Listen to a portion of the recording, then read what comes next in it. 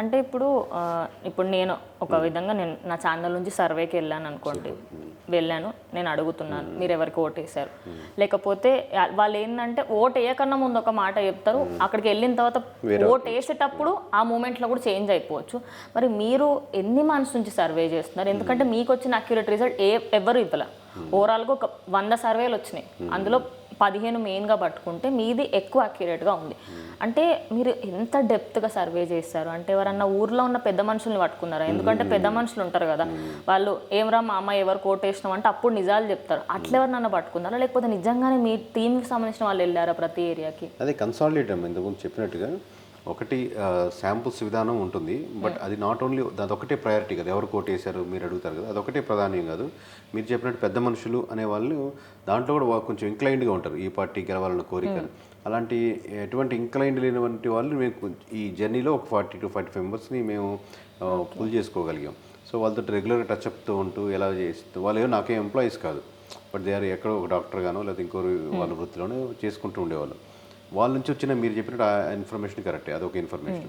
అలాగే data science అని మనకు ఎమోషన్స్ బేస్డ్లో క్యాస్ట్లో ఎలా మారుతున్నాయి, లేదా ఒక డిసిషన్ తీసుకోవడం వల్ల, పాలసీ తీసుకోవడం వల్ల ఎటువంటి ఓట్ బ్యాంకింగ్ మీద ఎఫెక్ట్ పడుతుంది, ఇది ఈ డేటా ఒకటి.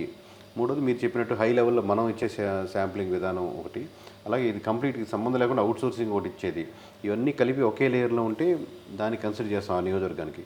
ఓకే, అంటే మీరు అంటే ఎలక్షన్స్ కాకుండా ముందు కూడా ఒకసారి సర్వే చేశారు, అప్పుడు కూడా మీకు వైఎస్ఆర్సీపీ ఓడిపోయే ఛాన్సెస్ ఎక్కువ కనిపించాయని మీరు ఎన్నో ఇంటర్వ్యూలో చెప్పారు. మిగతా వాళ్ళకి ఎందుకు అంటే చాలా మట్టుకు సర్వే వాళ్ళతో నేను మాట్లాడినప్పుడు వాళ్ళు ఏమన్నారంటే మాకు వైఎస్ఆర్సీపీ గెలుస్తుంది బిఫోర్ ఎలక్షన్స్ కంటే ముందు, జస్ట్ ఒక 1 month స్పాన్లో ఓటింగ్ అంతా చేంజ్ అయిపోయింది అన్నారు. అంటే మీరు నిజంగా డ్రాస్టిక్ చేంజ్ చూసారా? అలా కన్ఫ్యూజన్ లేదు. Before 2 years only we assessed okay YSRCP is going to lose అని. బట్ 2 సంవత్సరాల క్రితమే 90కి అటు ఇటు కనపడుతుంది నెంబర్ ఉరామరిగా మనకు. అప్పుడు ఇంకా పేపర్ మీద వేసి సిస్టమ్ మీద వేసి అలా కాకుండా ఇలా ఇక్కడ రఫ్గా అవుతాయి, ర్యాండమ్గా మనకు అదే ఫీల్డ్లో ఉన్నాం కాబట్టి మనకు ఐడియా ఉంటుంది కాబట్టి. బట్ 90 వస్తుందా, 88 లోపల వస్తుందా, 90 అంటే గవర్నమెంట్ ఫామ్ చేస్తుంది, బట్ ఇట్స్ ఇన్ ఎడ్జ్. లేదా 95 ఇంకొంచెం పెరుగుద్దా, లేదా 88 లోపలికి వస్తుందా అనేది అప్పుడు డౌట్గా ఉండింది. బట్ సీక్వెన్స్గా వేసుకుంటూ పోతున్నప్పుడు ఎలక్షన్స్కి చాలా ముందే చెప్పాను, 97 కన్ఫర్మ్ సీట్స్ కనపడతాయి మాకైతే. దాంట్లో ఎటువంటి మార్పు లేదు. రేపు పొద్దున్న మీరు రిజల్ట్స్ వచ్చాకన్నా చూసుకోండి. ఈ 97 మళ్ళీ మిగతా 55, 97 కలిపేయచ్చు, అట్లా కాదు. ఈ 97 ఈ నియోజకవర్గాల పేర్లు చెప్తూ ఈ 97 నియోజకవర్గాలు అయితే మటుకు టాప్ 100లో ఉంటాయి మెజారిటీ పరంగా. సో మీరు అట్లా క్యాలిక్యులేట్ చేశారని అనుకోవచ్చు. అంటే ఇప్పుడు నేను ఇందాక అడిగినట్టు ఊర్లలో మీరు చూసే ఉంటారు, బికాస్ ఇప్పుడు నేను మా మమ్మీకి వెళ్ళి అడిగాను అనుకోండి ఎవరు కోటేసిన మమ్మీ అంటే కరెక్ట్గా చెప్తుంది, ఎందుకంటే నేను తెలుసు, నాకు చెప్తే ఎవరికి చెప్పానా నమ్మకం. కానీ ఒక సర్వే వాళ్ళకి అక్యురేట్గా సార్ మేము ఇలా కోటేసినాము అని నమ్మకంగా చెప్పింది మీ సర్వేకే అంట, అందులో ఎంత నిజం ఉందంటారు? మాకు కరెక్ట్గా చెప్పాను నేను అంటలేదండి, మాకు ఎగ్జాక్ట్గా అదే శాంపుల్స్ విధానం ఒకటే మేము డిపెండ్ కాలేదు కాబట్టి అదొకటే కాదు. శాంపుల్స్ అడిగితే మాకు కరెక్ట్గా చెప్పారు, వేరే వాళ్ళు కరెక్ట్గా చెప్పారు. ఎలా అడిగాము, ఎలా అప్రోచ్ తీసుకున్నాం, ఎలా డేటా మనం తీసుకున్న ప్యాటర్న్ పెట్టి. కానీ చాలామంది సర్వే వస్తే చెప్పలేదు, కేకే సర్వీస్ వాళ్ళకి చెప్పారు, అట్లా ఏం లేదు. మాకు చెప్పారని ఏం లేదు. ఇంకా వేరే సెక్షన్స్ చెప్పాం కదా, వాటిలో క్రోడీకరించి చెప్పింది కాబట్టి కరెక్ట్గా వస్తుంది. సో అన్ని వర్కౌట్ అయినాయి కాబట్టి మీరు అక్యురేట్ రిజల్ట్స్ వచ్చాను. అంటే ఫెయిల్ ఒక లక్ష్యం ఇంకోటి ఫెయిల్ అయినా ఇంకో మిగతా 3 సక్సెస్ అవుతాయి, ఇంకో 2 ఫెయిల్ అయినా అవుతాయి. లేదు కరెక్ట్గా లేవు 3, 4 అంటే మళ్ళీ ఇంకోసారి అలైన్మెంట్ కరెక్ట్గా మిస్ అయిందని.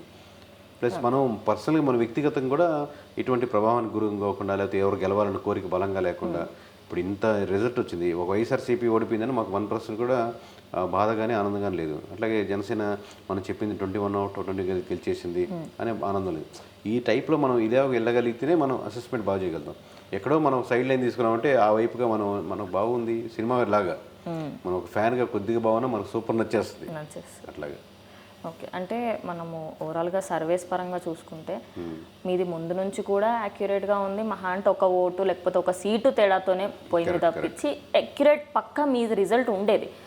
ఈసారి ఏమైంది అంటే ఎవరెవరైతే ప్రముఖ స్ట్రాటజికల్ సర్వేస్ అని సోకాల్డ్ సర్వేస్ ఎప్పుడు కూడా ప్రిడిక్ట్ చేసేవాళ్ళు పైసలకు అమ్ముడు పోయి వాళ్ళ అంటే ఇప్పుడు వైఎస్ఆర్సీపీ వాళ్ళు పైసలు ఇస్తే వైఎస్ఆర్సీపీ వాళ్ళకి కరెక్ట్గా చెప్పారు, టీడీపీ వాళ్ళు ఇస్తే టీడీపీ వాళ్ళకి తగ్గట్టుగా చెప్పారు. అట్లా మీకెవరన్నా మనీ ఇచ్చిర్రా? ఇవ్వాలని లేకపోతే ఫోర్స్ చేయాలని, ప్రభావితం చేయాలని లేకపోతే ట్రై చేస్తారండి, తప్పలేదు. ఎందుకంటే ఆబ్వియస్గా ఒక జెన్యున్గా ఉన్నటువంటి ఆర్గనైజేషన్ నుంచి ఒక నెంబర్ చెప్తుందంటే దాని ఇంపాక్ట్ ఉంటుంది అనేది ఉన్నప్పుడు వాళ్ళు అప్రోచ్ అవ్వడం తప్పలేదు, వాళ్ళ సైడ్ నుంచి తప్పలేదు అంటాను. మనం ఎలా డిసిషన్ తీసుకుంటాం, మనం ప్రభావితం లోనవుతామా? ఇప్పుడు ఇంతమంది కోట్ల మంది మనల్ని అభిమానిస్తారు, మీరు చెప్పినట్టు ఇంత అవుతున్నప్పుడు దాంతో కంపేర్ చేస్తే అమ్మాయిని చిన్నది కదా అనేది మనకు తెలియాలి. అంటే ఇప్పుడు నేను ఎగ్జాంపుల్ ఇంకా ఆల్రెడీ అయిపోయింది కాబట్టి ఆరామ్ Mastan last time accurate results ఇచ్చారు, పర్ఫెక్ట్, లైక్ ఈచ్ అండ్ ఒక సింగిల్ పొల్లు పోకుండా నియోజకవర్గాలతో సహా చెప్పారు. ఈసారి వైఎస్ఆర్సీపీకి 160 అనుకుంటా, అంటే పెద్దగా నంబర్ ఇచ్చేసారు ఆయన, 130 వరకు ఇచ్చేశారు. ఎందుకు అంటే ఆయన ఆ పార్టీకి సంబంధించి సపోర్ట్గా ఉన్నారు అన్నట్టుగా వచ్చేనుండే.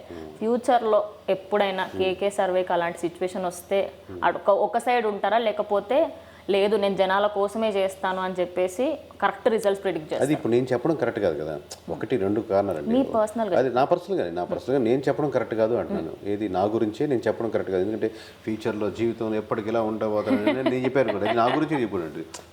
మనం ఆల్రెడీ నడిచిన ప్రయాణం చెప్పాలి, ఇంకా నడవబోతున్న ప్రయాణం వాళ్ళు చూడాలి అని. ఎవరైనా కానీ నేను ఆబ్వియస్గా అదే చెప్తాను, నేను ఎప్పటికీ జీవితంలో తీసుకోనండి ఇట్లాగే ఉంటానని. అది నేనే చెప్తే ఎలాగది మన ప్రయాణం చెప్పాలి, అది వాళ్ళు నమ్మాలి, అలా ఉండాలి. కానీ అద్భుతంగా అని నేను చెప్పలేను దాన్ని. అది ఓకే.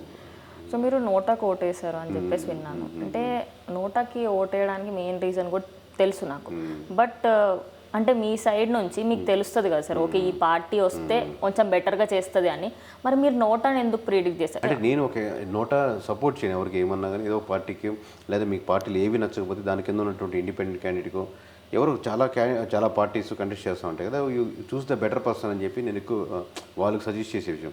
బట్ నాకు వ్యక్తిగతంగా వచ్చేసరికి నేను ఎక్స్ట్రీమ్ కార్నర్లో ఉన్నాను, ఎందుకంటే కోట్లాది మంది చూసే పొజిషన్లో ఉన్నాను కాబట్టి నాకు ఆప్షన్ లేదు. రేపు పొద్దున చార్మి గారు ఇట్లా ఇంటర్వ్యూలో వచ్చి మీరు ఎవరు కొట్టేశారని అడిగినప్పుడు నేను ఎవరు కొట్టేశాను చార్మి గారు, మీరు అడిగేదానికి రైట్ లేదు, నేను అడగకూడదు, సీక్రసీ ఏది అని చెప్పేదాన్ని నాకు హక్కు లేదు. ఎందుకంటే ఇన్ని కోట్ల మంది ఓటర్లు ఎవరు కొట్టేశారో నేను అసెస్ చేసి చెప్తున్నప్పుడు నేను దాన్ని ట్రూగానే చెప్పాల్సి వస్తుంది. సో నేను ఉన్న పొజిషన్కి నాకు ఎక్స్ట్రీమ్ కార్నర్ పొజిషన్ కాబట్టి నాకు నోటా సరిపోతుంది. ఇది అందరికీ కరెక్ట్ కాదు. అంటే మీరు నోటా సజెస్ట్ చేయరా జనాలు? సజెస్ట్ చేయను అసలు రైట్ పర్సన్ ఎవరు ఉన్న వాళ్ళు బెటర్ పర్సన్ చూస్ చేసుకోండి. కింద వరకు పార్టీలు ఏవి నచ్చకపోతే ఇంకొంచెం ఇండిపెండెంట్ క్యాండిడేట్ ఎవరు ట్రై చేస్తుంటారు కదా, 15 మంది 11 మంది పోటీ పడుతుంటారు.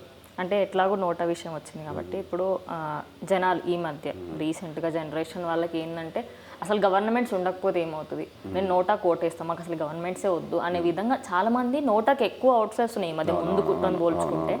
అంటే ఇప్పుడు యాజ్ ఎ స్ట్రాటజికల్ పర్సన్గా చెప్పండి, ఫ్యూచర్లో ఇలాంటి సంఘటనలు ఎక్కువ నోటాకే ఎక్కువ ఓట్లు వచ్చాయి అంటే ఎలక్షన్ కమిషన్ దాంట్లో చేసిన మిస్టేక్ ఏంటంటే నోటా అనే ఆప్షన్ పెట్టారు.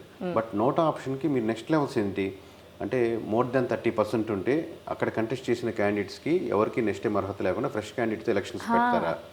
అలాంటి ఏం లేవు కదా. సో పీపుల్ అప్పుడు ఇద్దరు దారుణమైన వీళ్ళు మనుషులు కాదరా అని ఫీల్ అయ్యి 30%, 35% నోటాకి వేశారు. లేదా మెజారిటీ శాతం గెలిచిన అభ్యర్థి నోటా 50% అభ్యర్థి ఏదో ఒకటి, దాని కండిషన్ ఏంటి, నెక్స్ట్ లెవెల్ ఏంటి, ఆ పీపుల్కి నోటా వాళ్ళకి represent none of the above NOTA NOTA దానికి రిప్రజెంటేషన్ ఏమో కదా. అత్తడితో ఆపేసారు నోటా అని పెట్టే ఆప్షన్. వీళ్ళు ఎవరు నాకు నచ్చలేదు అని పెట్టారు. నచ్చలేదు అని పెట్టిన దానికి మీరు ఏమి ప్రయారిటీస్ ఇస్తున్నారు? అది ఎక్కువ వచ్చినా కూడా నెక్స్ట్ అదే కదా, వీళ్ళు నోటానే 50% వచ్చి మిగతా ఒక 35 ఇంకోటి 15% వచ్చినా 35% విన్ అవుతున్నాడు కదా. అది చేంజ్ అవ్వాలంటారు. అది కరెక్ట్ కాదు కదా అనేది. ఓకే సార్, ఇప్పుడు సైలెంట్ ఓటింగ్ జరిగింది అని అన్నారు. అసలు ఈ సైలెంట్ ఓటింగ్ అంటే ఏంటి? మామూలుగా సైలెంట్ వాళ్ళు మాట్లాడకుండా లైన్లో మాట్లాడేటప్పుడు ఒకటి చెప్పి అక్కడికి వెళ్ళి సైలెంట్గా వేరే వాళ్ళకి ఓట్ చేయడం, ఇది నిజంగా జరిగిందంటారా? అది ఏమి ఉండదండి, సైలెంట్ ఓట్ బ్యాంకింగ్ ఏమి ఉండదు. సైలెంట్ ఓట్ బ్యాంకింగ్ లేకపోతే వైలెంట్ ఓట్ బ్యాంకింగ్ అలా ఏమి ఉండదు.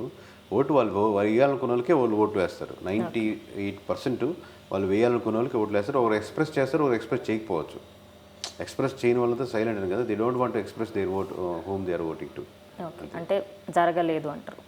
అసలు ఎప్పుడు ఉండదు సైలెంట్ ఓట్ బ్యాంకింగ్ అంటూ ఉండదు. ఎక్సెప్షన్ కేసులో ఒక నియోజకవర్గాల్లో ఒక విపరీతమైన రేపిస్టు మర్డర్ ఎమ్మెల్యే అతను తెలిస్తే మనం బయటపడితే భయపడిపోతాం అనుకునేది, కానీ ఎవరికి తెలియకుండా ఓట్లేసి అందరూ ఆయనకే ఓట్లేసి ఉంటుంది కదా. అలాంటివి కానీ మామూలు ఇన్ జనరల్ ఇప్పుడున్న కండిషన్స్లో ఒకరు ఎక్స్ప్రెస్ చేయొచ్చు నా ఓటు ఎవరికి వేస్తున్నారు. బట్ అంత సైలెంట్గా వెళ్ళిపోయి ఓట్లేసి ఒక ఎమ్మెల్యేని గెలిపించేసి ఒక టీడీపీని గెలిపించేసి ఒక కూటమి గెలిపించి అలాంటి సెక్షన్స్ ఆఫ్ ఓట్ బ్యాంకింగ్ లేదనుకుంటాను. ఓకే, అంటే ఇప్పుడు మళ్ళీ వైఎస్ఆర్సీపీ ఇప్పుడు అపోజిషన్ లేదు, టు బి ఆనెస్ట్లీ చెప్పుకోవాలంటే అసెంబ్లీలో మనకి అపోజిషన్ లేని రాష్ట్రం అయింది. నిజం చెప్పాలంటే ఇన్ని రోజులు ఒక క్యాపిటల్ లేని రాష్ట్రం నుంచి ఇప్పుడు నెక్స్ట్ క్యాపిటల్ లేదు, అటు అసెంబ్లీలో అపోజిషన్ లేదు. మీ దృష్టిలో అపోజిషన్ ఉండడం ఎంత మ్యాండేటరీ అంటే? ఉండాలి, 100% అపోజిషన్ ఉండాలి. మరి ఇప్పుడు 11 రావడం కూడా కరెక్ట్ కాదు. జనరల్ మీరు అడిగిన ఆ సైడ్ నుంచి అడుగుతున్నారు ఇప్పుడు అసెంబ్లీ పరంగా నేచర్గా అడుగుతున్నారు కాబట్టి ఎప్పుడో ఒక స్ట్రాంగ్ ఒపీనియన్ ఉన్నప్పుడే అడిగే వాళ్ళు ఉన్నప్పుడే రన్ చేస్తున్న గవర్నమెంట్ కూడా భయపడుతుంటుంది, ఎక్కువ మంది వాయిస్ ఉంటుంది. ఇప్పుడు 11 మెంబర్స్ అడిగితే ఇక్కడ ఉన్నటువంటి మిగతా వాళ్ళందరూ అరుస్తారు ఒక్క సైడ్ వాయిస్ లో అయిపోతుంది.